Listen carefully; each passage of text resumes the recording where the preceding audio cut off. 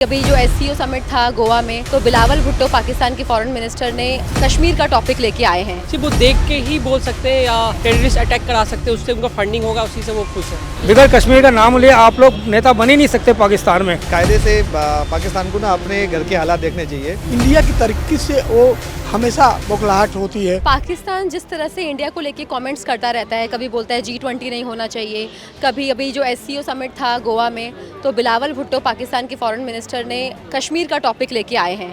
S Jaishankar ने उनका बहुत अच्छे से जवाब भी दिया है। तो आप कैसे देखते हैं इसको? लगता है पाकिस्तान बौखलाया हुआ है? एक्चुअली अभी क्या है ना, इकनॉमी उनका ऑलरेडी बहुत डाउन हुआ है, तो मुझे तो नहीं लगता कि वो इंडिया के टक्कर कर पाएंगे या इंडिया के कुछ फेस कर पाएंगे। तो मुझे नहीं लगता, मैं तो डिसएग्री हूँ उसके ऊपर। पीएम मोदी की लीडरशिप में जिस तरह से इंडिया ग्लोबली परफॉर्म कर रहा है, उसके बारे में आप क्या बोलेंगे? नाइस, टेरिफिक, वर्ल्ड बहुत देश के लिए काम कर रहे हैं, बहुत अच्छा लग रहा है हमें देख के। हमें प्राउडली फील हो रहा है कि वो अच्छा काम कर रहे हैं। In fact I am serving for India, government of India, तो मुझे भी फील होता है कि वो अच्छा काम कर रहे हैं, तो डेवलपमेंट हो रहा है इंडिया में। विश्व पटल पे पीएम मोदी की लीडरशिप पे भारत का कुछ नाम ऊंचा हुआ है? बिल्कुल होगा मैम, बिल्कुल हो रहा है, बिल्कुल हो रहा है, उसमें कोई शक नहीं है। कैसे लगता है? जो जैसे अदर कंट्रीज़ में जाके वो इंडिया को रिप्रेजेंट करते हैं, वो चीज़ काफ़ी इफेक्ट आती है। फॉरेन डायरेक्ट इन्वेस्टमेंट हो गई, वो चीज़ काफ़ी आ रही है। रियल एस्टेट में बूम आया है, मतलब लोग नई गाड़ियाँ पहले नहीं खरीद रहे थे, अब खरीद रहे हैं। तो ये उस चीज़ का ही इफेक्ट है मैम। मतलब देखा जाए धीरे है, लेकिन हाँ ग्रोथ है। गोवा में एससीओ समिट हुआ था, बिलावल भुट्टो आए थे वहाँ पे, तो उन्होंने कश्मीर का मुद्दा वहाँ पे उठाया है।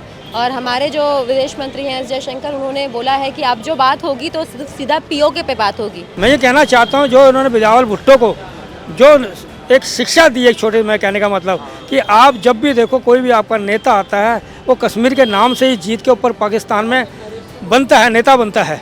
बगैर कश्मीर का नाम लिए आप लोग नेता बन ही नहीं सकते पाकिस्तान में।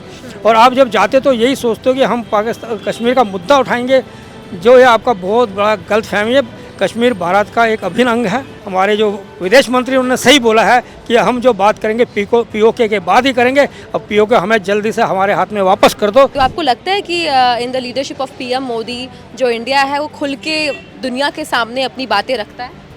ऑफ कोर्स पीएम मोदी हमारी एक बहुत स्ट्रॉन्ग पर्सनालिटी है।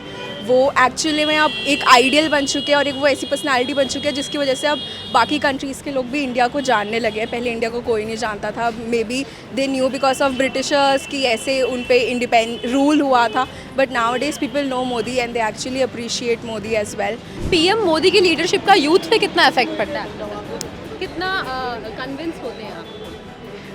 Of course like I said कि अब वो एक आइडियल बन चुके हैं लोगों के लिए। लोग उनको देखकर सोचते हैं कि अब तो इंडिया का कुछ ना कुछ हो ही जाएगा, like India will have some place in the world now and they are also preferring him, they are liking their personality कि the way he talks, he just not only talks but he does what he says. जो 370 हटाया है वो सही नहीं है, तो उसको आप कैसे देखते हैं? क्या बोलेंगे? 370 हटाना इंडिया के लिए और हर कंट्री के लिए अच्छा है। पाकिस्तान मुस्लिम जो कंट्री वो परेशान है, इसलिए आतंकवादी है वो। इसलिए इंडिया की तरक्की से वो हमेशा बौखलाहट होती है, उनकी परेशानी होती है। तो वो जो भी बयान दे रहे हैं वो गलत दे रहे हैं विदेश मंत्री। अपने दायरे में रहें तो अच्छा है। हमारी मोदी सरकार बहुत अच्छा काम कर रही है हमारे हिंदुस्तान के लिए, और आज तक मेरे ख्याल से ऐसा प्रधानमंत्री कोई आया भी नहीं होगा। कायदे से पाकिस्तान को ना अपने घर के हालात देखने चाहिए। जहाँ उनके घर में लोग आटे के लिए मोहताज हो रखे हैं, पानी के लिए मोहताज हो रखे हैं, चावल के लिए मोहताज हो रखे हैं, उनको तो पहले खाना खिला लो, तब तो तुम मतलब कश्मीर वाले लोगों को लेके जाओ। हम कश्मीर पे जितना बजट खर्च करते हैं ना, इतने में कम से कम पूरे पाकिस्तान का 4 बार साल का बजट होता होगा। मैं बहुत बड़ा एडमायरर हूँ जयशंकर साहब का। इनका स्टैंड एक्चुअली क्या कभी ऐसा नहीं होता कि मतलब डिप्लोमेट टाइप का रहता हो, हमेशा स्टैंड क्लियर होने चाहिए एज अ नेशन। ठीक है, ही इज़ रिप्रेजेंटिंग नेशन। और उन्होंने जो बात की उससे मुझे नहीं लगता कि मतलब पूरा देश इत्तेफाक रखता होगा। सिंगल व्यक्ति नहीं होगा जो मैं क्या मतलब आप किसी से भी पूछ लोगे यहाँ पे चलते फिरते, वो आपको बताएंगे कि हाँ उनको सही बोल रहे हो। बिलावल में कोई नॉलेज नहीं है उसकी अपनी, हम कई बार देखते हैं, आपके चैनलों से ही देखते हैं। वहाँ की जनता भी दुखी है, तो उनकी पॉलिसियाँ जो है ना, हमारे यहाँ में उनमें ये फ़र्क है। वहाँ या तो 1000 करोड़ का आदमी है या बिल्कुल भूखा है, हमारे यहाँ स्टेप वाइज है।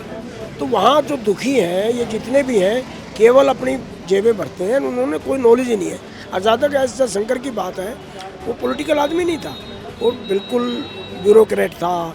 नॉलेज पूरी है उसको, नॉलेज एक नहीं, सारी ज़िंदगी उसकी इसी में बीती है।